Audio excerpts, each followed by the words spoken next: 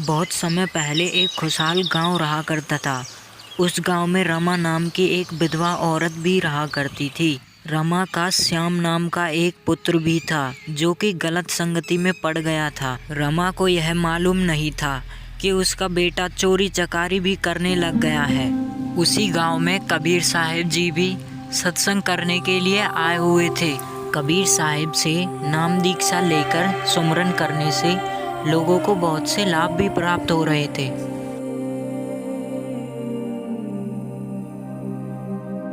गांव के सभी लोगों ने गुरुदेव के भोजन भंडारे के लिए अपने अपने दिन बांट रखे थे। सभी भगत लोग अपने गुरुदेव के लिए घर से प्रेम पूर्वक भोजन बना के लाते थे।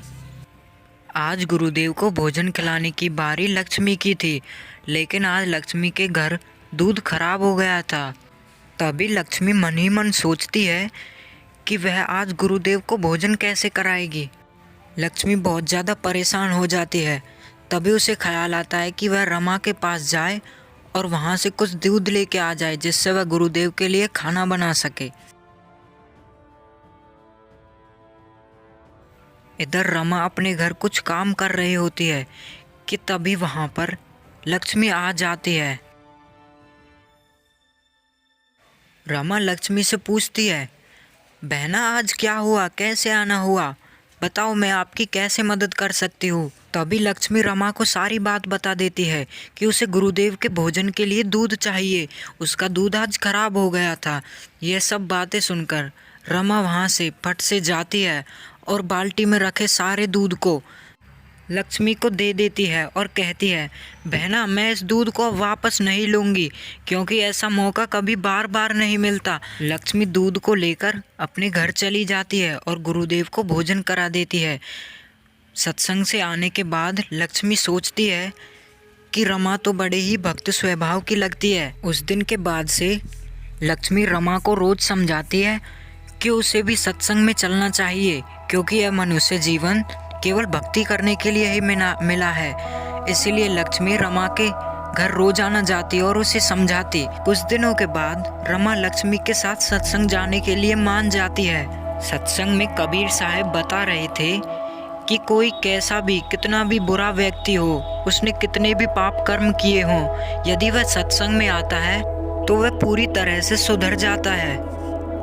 रमा कबीर साहब के पास जाती है और कबीर साहब से कहती है, गुरुजी मेरा बेटा बहुत ही निकम्मा है, वो मेरी कोई भी बात नहीं मानता है, वह गलत संगति में भी पड़ गया है, गुरुदेव उस पर कुछ दया करें। तभी कबीर साहब रमा से कहते हैं कि परमेश्वर दया करेंगे। उस दिन के बाद से रमा की सत्संग में रुचि बढ़ जाती है और वह गांव वालों से पूछती है कि उसे भी एक बार सेवा का मौका दे क्योंकि वह भी गुरुदेव की सेवा करना चाहती है, लेकिन कोई भी अपनी सेवा देने के लिए तैयार नहीं था।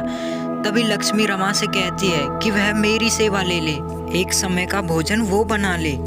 रमा उस दिन का बेसब्री से इंतजार करने लगती है और जब वह दिन आता है तो रमा अपने घर पे गुरुदेव के लिए भोजन बनाने लगती है, लेकिन रमा को बहुत ज़्यादा ज्वर हो जाता है जिसके कारण वह गुरुदेव को भोजन खिलाने में असमर्थ होती है।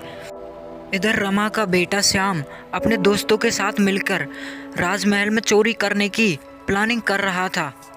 वे सभी आपस में बातें कर रहे थे कि यदि उन्हें महल से कोई एक सोने का हार भी मिल गया तो वह उसे बेचकर खूब पैसा कमाएंगे।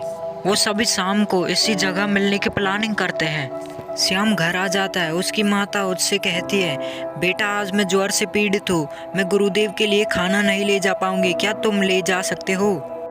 श्याम अपनी माता को मना कर देता है क्योंकि आज उसे चोरी करने के लिए जाना था। रमा कहती है, बेटा मैं तुझे आज ही तो काम के लिए बोल रही हूँ, आज मेरा गुरुदेव को भोजन कराने का दिन है।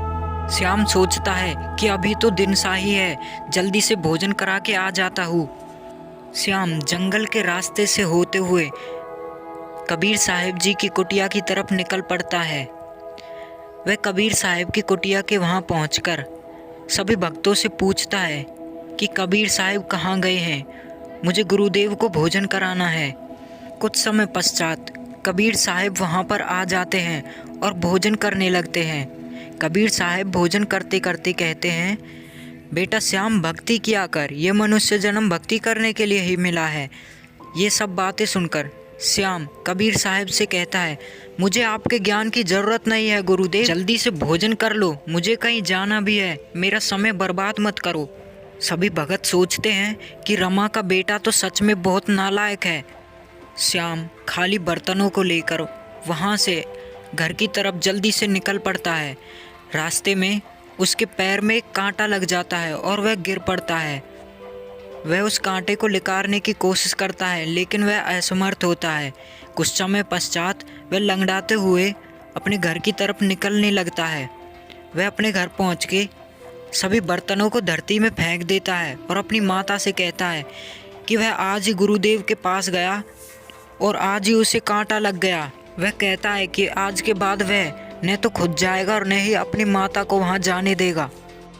उसकी माता रमा सोचती है कि इसे आज ही कांटा लगना था। वह उसके कांटे को निकाल देती है और उसे पट्टी कर देती है। वह दोनों रात को सो जाते हैं। वहीं दूसरी तरफ श्याम के सभी मित्र श्याम का इंतज़ार कर रहे थे। श्याम के नए आने पर वे सभी अकेले ही वहां जाने की प्लानिंग करने लगते हैं। वे सभी राज दरबार में पहुंच जाते हैं और महल में चोरी करते हुए पकड़े जाते हैं। सैनिक उन्हें पकड़ लेते हैं। वो सभी चोरी करते हुए पकड़े जाते हैं।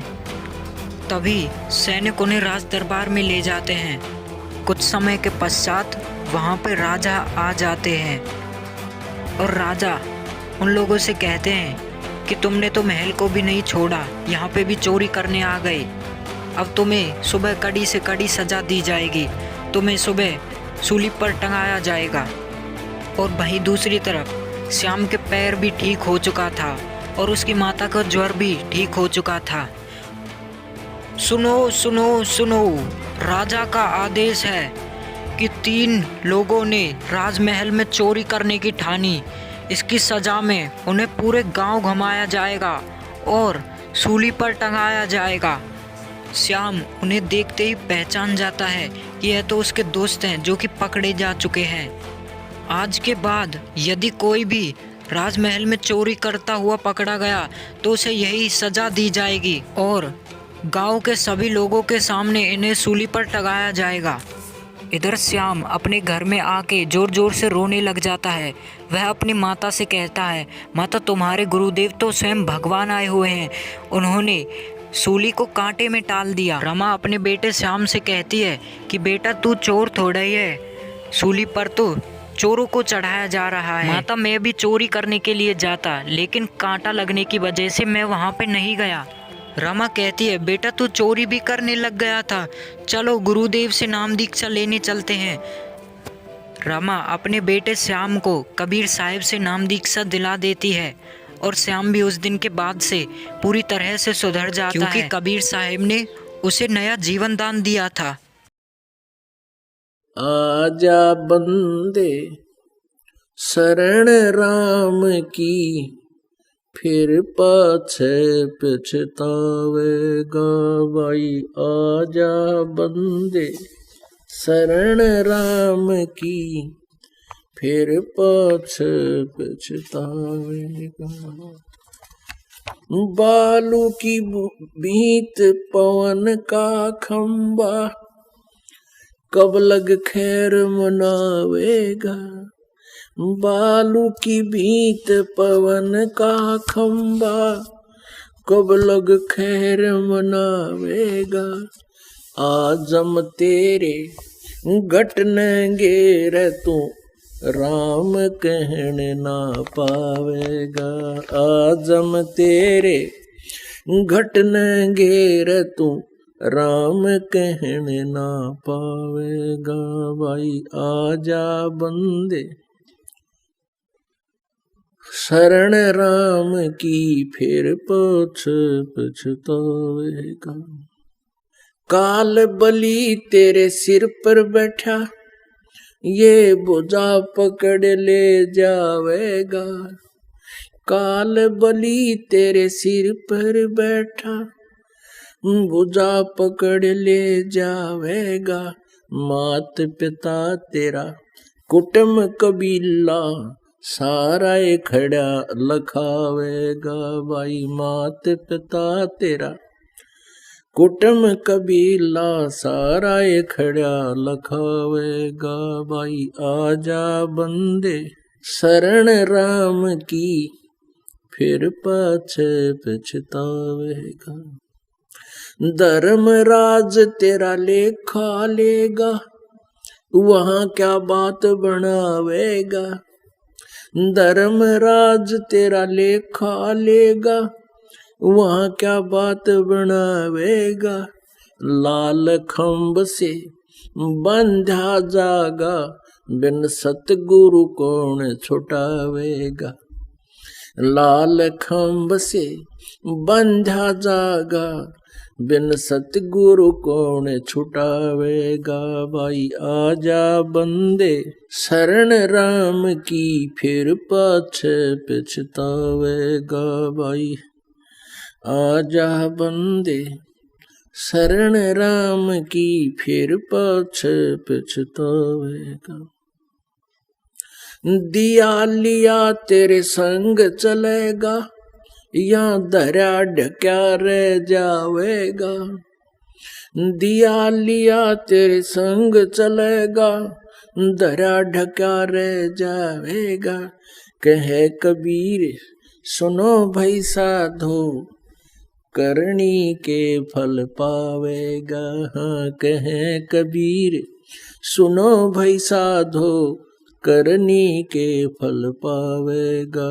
भाई आजा बंदे शरण राम की फिर पाछे पछतावेगा। भाई आजा बंदे शरण राम की फिर पाछे पछतावेगा।